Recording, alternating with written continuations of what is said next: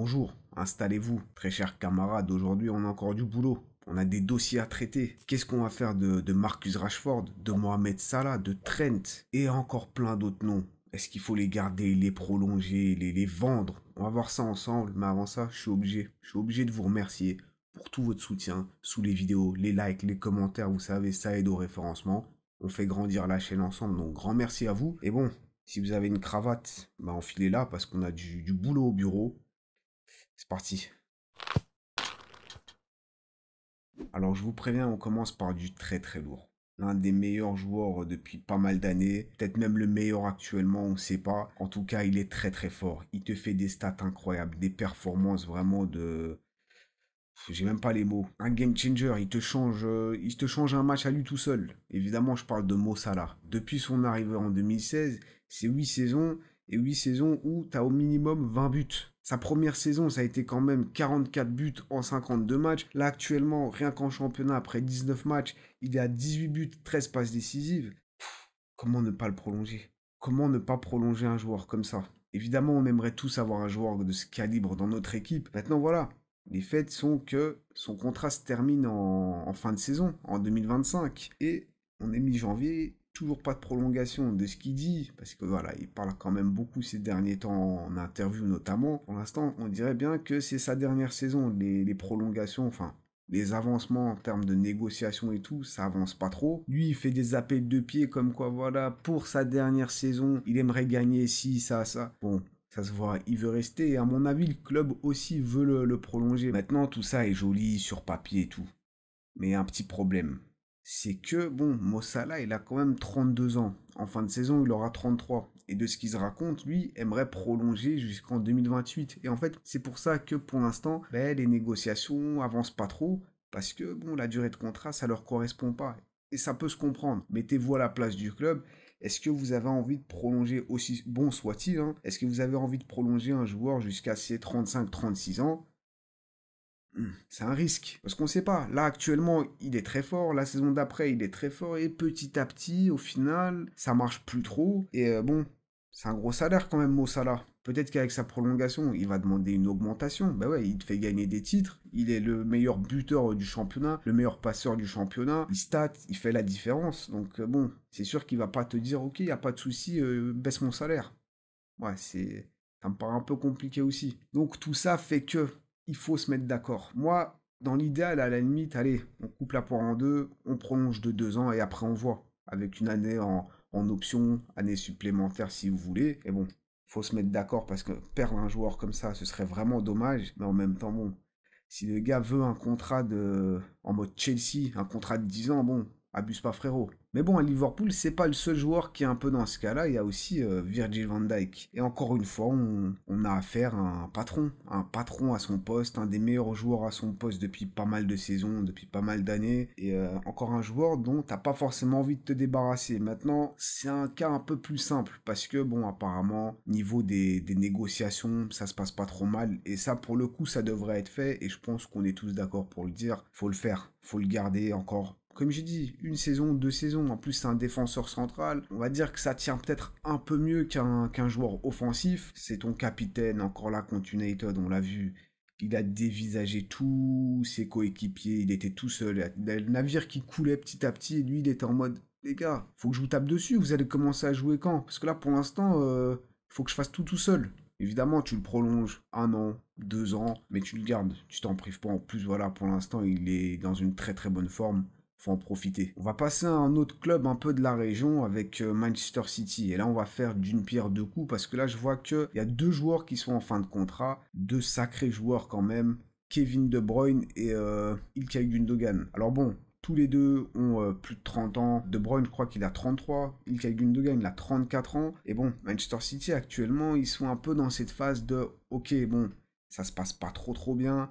Faut qu'on reconstruise. Faut qu'on refasse un truc. Faut qu'on remette un peu d'ordre. Faut qu'on rajoute du sang neuf. » Et c'est là où la question se pose. Est-ce que Gundogan et Kevin De Bruyne peuvent faire partie de cette reconstruction? Ilkay Gundogan, on sait, avant de partir au Barça, il a quand même impressionné. Il marquait pas mal de buts. Il était vraiment pas mal décisif. Mais là, bon, depuis son retour, ça se passe pas trop bien. Après, son rôle a un peu changé. il joue un peu plus bas, et de manière générale, l'équipe tourne beaucoup moins bien. Donc bon, c'est un peu compliqué pour lui de faire la différence. Et de l'autre côté, tu as aussi Kevin De Bruyne.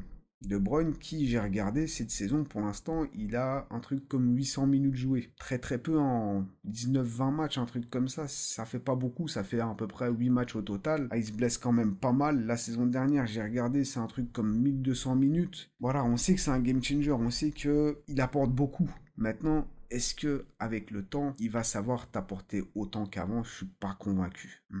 Un peu compliqué là. Et c'est pour ça qu'on en parle, parce que c'est deux joueurs qui ont énormément compté dans ton histoire. Maintenant, le club est dans une phase de reconstruction, ils commencent leur reconstruction. Bon, De Bruyne, pépin physique, on a compris, il joue de moins en moins.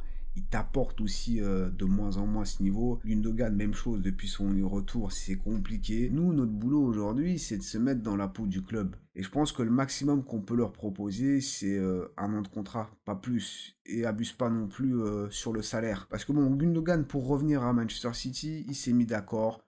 C'est pas trop un problème. Mais par contre, De Bruyne, qu'est-ce qui te bouffe dans ton budget? S'il te demande une prolongation avec une augmentation de salaire ou même garder le même salaire que maintenant, ça me paraît un peu compliqué. Donc voilà, 1 an de contrat avec une baisse de salaire, hein, je pense, pour Kevin. Ouais. Enfin, un effort. Surtout quand tu lui poses la question, est-ce qu'il va prolonger, est-ce qu'il veut prolonger? Il est en mode, ouais, je sais pas. Bon, bah, je sais pas moi non plus. Le prochain nom, voilà, j'ai juste besoin d'en parler. On va pas passer trop de temps dessus. Mais vous savez, pour ceux qui suivent, je suis un supporter d'Arsenal, donc je suis obligé d'en parler. C'est plus fort que moi. Raheem Sterling. Raheem Sterling qui est arrivé en prêt de Chelsea, c'est une catastrophe. Il joue pas, et quand il joue, il ne t'apporte rien. Je comprends toujours pas ce qu'Arteta a voulu faire avec lui. Tu le fais venir, mais tu le fais pas jouer. Et quand il joue, bon, ok, il joue pas en fait. Je comprends. Vraiment, va-t'en, le plus loin possible. Je te ramène à la gare, même pas, c'est dans le même, dans la même ville. Je te ramène directement à ton club. Juste va-t'en, vraiment. Déjà que de base, j'ai jamais trop compris la hype qu'on pouvait avoir autour de Sterling, mais là, ça me confirme bien. J'avais raison. Bon, voilà, je vous avais dit, c'est une petite parenthèse. Mais là, vu qu'on parle de Chelsea, à Chelsea, j'ai vu quand même il y a un nom qui revient quand même un peu souvent ces derniers temps, c'est Christopher Nkunku. Apparemment, il y a des joueurs qui sont dessus. Chelsea, à la limite, il serait prêt à le vendre. Donc, qu'est-ce qu'on en fait? Nkunku, c'est quand même un des joueurs les plus âgés de l'effectif. Alors, ouais, il a que 27 ans, mais on sait, la politique du club, on a compris. Ils veulent miser sur la jeunesse, il n'y a pas de souci.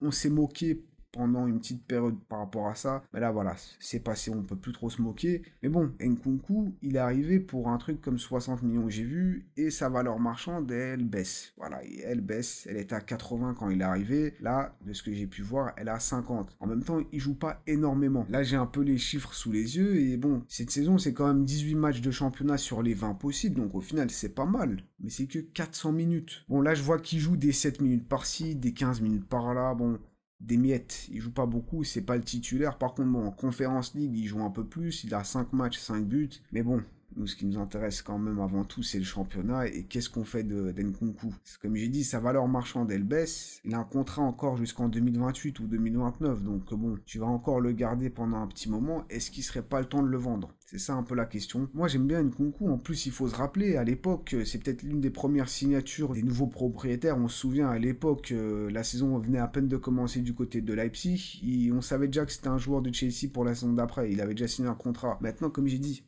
c'est pas un titulaire indiscutable. Bon, c'est même pas un titulaire. Il rentre à la fin et il joue 2-3 minutes. Il a marqué que 2 buts en 18 matchs. Pas beaucoup, mais en même temps, si tu joues 1 minute par-ci, par-là, c'est un peu compliqué de faire la différence. Et bon, est-ce qu'il faudrait peut-être pas prendre un peu de thunes dessus? Il y a des équipes qui seraient intéressées par le prendre. Donc bon, moi personnellement, j'ai envie de vous dire, je peux comprendre si tu le gardes, mais il y a quand même beaucoup d'arguments pour la vente du joueur. On peut se mettre d'accord, on le vend. Ouais, je sais pas. En vrai, les fans du Chelsea, dites-moi ce que vous en pensez, parce que bon, c'est quand même votre club, hein, vous êtes les mieux placés. Qu'est-ce que vous feriez de Nkunku? Vous le gardez, vous le vendez, vous le prêtez? Je suis quand même très curieux de votre avis. Notre journée de travail est bientôt terminée, mais il nous reste quand même 2 gros noms. 2 gros dossiers à traiter, à commencer par Trent. Ouais, on refait un tour du côté de Liverpool avec Trent Alexander-Arnold. Et bon, un cas un peu différent de celui de Van Dijk, de Salah, parce que Trent, il a que 26 ans. Il est considéré comme l'un des meilleurs joueurs à son poste. Bon, là, c'est un peu la même chose qu'avec Van Dijk et Salah. Mais Trent, quand même, c'est un profil très très atypique. J'ai même envie de dire unique. Parce que généralement, t'as quoi? T'as un latéral qui peut être un peu plus défensif. Il va un peu moins t'apporter offensivement. Ok, bon. Trent défensivement, on sait que c'est pas son truc, donc c'est pas ça. On a aussi le latéral offensif, on va dire comme un, je sais pas, Achraf Hakimi, très très bon offensivement. Mais Trent aussi, c'est différent, parce que lui, son énorme qualité, c'est quand même son jeu de passe, sa vision, son jeu long. Le Real Madrid est quand même pas mal intéressé par lui, ils aimeraient le faire venir, étant donné que Dani Carvajal s'est blessé, et bon, il sera pas là pendant un bon moment. En plus, voilà, il est âgé, donc il faut lui trouver un remplaçant. Et il pense que Trent, c'est une bonne idée. Maintenant, moi, je sais pas. Parce que Trent, peut-être que c'est moi, mais j'ai trop du mal à le voir ailleurs qu'à Liverpool. Son profil est tellement atypique, je sais pas s'il correspondrait tellement au Real Madrid. Du moins, au Real Madrid de Ancelotti, je sais pas. Il se dit que Xabi Alonso devrait rejoindre le club la saison d'après. Xabi Alonso, déjà, peut-être qu'il trouverait le moyen de le placer. Maintenant, comme j'ai dit, je sais pas, Trent, je trouve qu'il correspond trop bien à Liverpool et j'ai du mal à le voir ailleurs. Il a gagné la première ligue avec le club, il a gagné la Ligue des Champions, il a gagné ci, il a gagné ça. Voilà, il représente super bien le club, il est là depuis le début, hein. Et du coup, évidemment, Trent, moi je le garde, je le prolonge. Alors ouais, on a vu que par exemple face à Manchester United, défensivement quand même, ça a été ton gros point faible. Et malheureusement, ça peut t'arriver que ça te fasse défaut. Et du coup, dans ce match, ça t'a fait défaut. Van Dijk, il a dévisagé, il a envie de se battre avec lui, on l'a vu. Maintenant, on sait que c'est aussi un joueur qui peut t'apporter beaucoup. À la question de est-ce qu'il faut le prolonger parce que son contrat se termine aussi en fin de saison, est-ce qu'il faut le prolonger? Évidemment. Évidemment, là, au moins, il n'y a pas de problème. 4-5 ans, 2028, 2029, 2030, si tu veux, peu importe. Mais bon, on peut le comprendre, il veut peut-être aller voir ailleurs. Donc, il va falloir quand même aussi le convaincre. Il va sûrement vouloir de l'argent, une augmentation de salaire et tout. Donc, il va falloir tout simplement se mettre d'accord. Bon, pour l'instant, encore une fois, on est à la mi-janvier et son contrat n'a toujours pas été prolongé. Donc, on va suivre ça de très près, hein, tout simplement. Mais est-ce qu'il faut le prolonger? Oui. Après aussi, une chose à dire, c'est que le club, il y a quand même Connor Bradley. Bon, pour l'instant, c'est son remplaçant, mais c'est aussi un joueur très très intéressant. Un profil un peu différent. Donc Trent, abuse pas trop non plus sur ton salaire. Fais un effort. On fait un effort, tu fais un effort. Allez, plus que un. Marcus Rashford. Alors Marcus. Un enfant du club. Un enfant du club. Et il n'était même pas encore né, qu'il avait déjà son casier, il avait déjà son maillot floqué, il était déjà là. Et il s'en est quand même passé pas mal de choses avec Marcus à Manchester United. On sait qu'il a eu des saisons incroyables comme cette saison 2022-2023 où en 56 matchs, il te claque quand même 30 buts. Le problème, c'est que la saison d'après, c'est 43 matchs, 8 buts.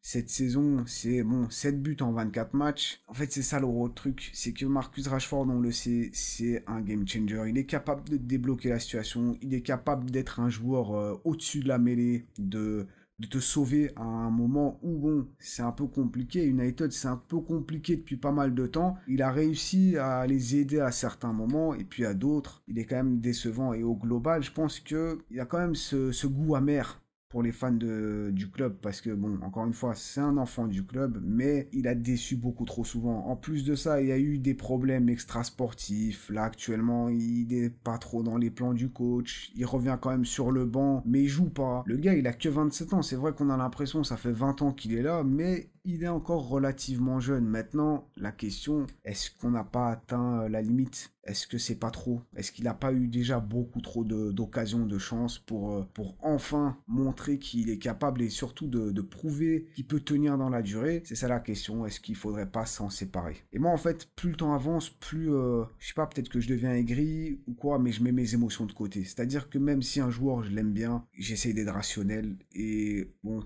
Marcus, les supporters l'aiment sûrement bien, mais est-ce qu'il faudrait pas mettre ses sentiments, leurs sentiments de côté et se dire que bon, c'est un bien pour un mal? Non, un mal pour un bien, c'est un peu mieux, je crois. Il faudrait peut-être se séparer. Une séparation douloureuse, c'est pas toi, c'est moi le problème, mais je pense que vaut mieux qu'on se sépare. Est-ce qu'on n'en est pas là? Il a un contrat qui va jusqu'en 2028. Là, il a que 27 ans encore, donc ça peut être quand même une façon de faire augmenter son prix et de sortir un gros billet, surtout qu'on sait que le club a vraiment besoin d'argent. Ça économise même sur je sais pas moi, le concierge. Ils veulent même pas lui acheter un nouveau balai, il doit se débrouiller tout seul. Est-ce qu'il faudrait pas le vendre? Marcus, merci pour tout ce que t'as fait, mais on en est arrivé à un stade où il faut avancer. Il faut enfin avancer parce que là, le club fait du moonwalk depuis pas mal d'années, c'est plus possible. Et bon, même lui, en vrai, peut-être chercher un nouveau défi, peut-être que cet environnement lui correspond plus trop. Sentiment de côté,